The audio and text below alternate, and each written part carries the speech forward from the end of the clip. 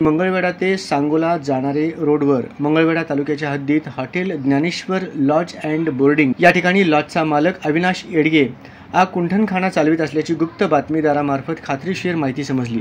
बातमीच्या अनुषंगाने त्या ठिकाणी जाऊन छापा टाकून कारवाई करण्यात आली व सदर ठिकाणी अवैधरित्या वेश्या व्यवसाय चालू असल्यामुळे सदर लॉजचे मालकावर कारवाई करून अटक करण्यात आली।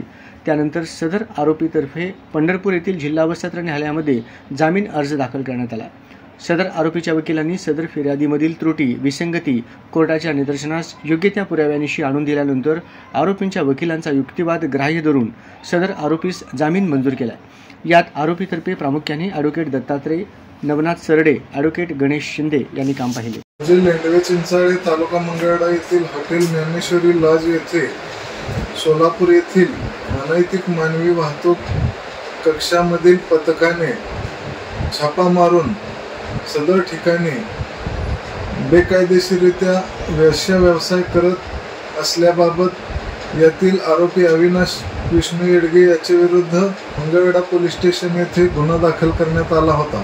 सदरचा गुन्हा हा अनैतिक मानवी वाहतूक व व्यापार तसेच सदर गुन्ह्यामध्ये यातील पीडितांना डांबून ठेवून वेश्या व्यवसाय करून घेत असल्याबाबतची फिर्याद दाखल होती।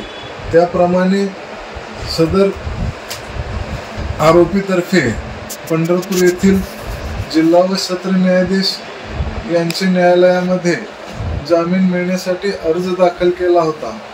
सदर गुन्ह्याबाबत मेहरबान कोर्टास असे निदर्शनास आणून दिले की सदर ठिकाणी कोणत्याही प्रकारे अनैतिक व्यवसाय चालत नसल्याबाबतची बाब मेहरबान कोर्टाच्या निदर्शनास आणून दिल्यामुळे सदर पंढरपूर येथील जिल्हा व सत्र न्यायाधीश माननीय श्री तोष्णेवाल साहेब यांनी सदर आरोपी अविनाश विष्णू येडगे याचा अटकपूर्व जामीन अर्ज मंजूर केलेला आहे।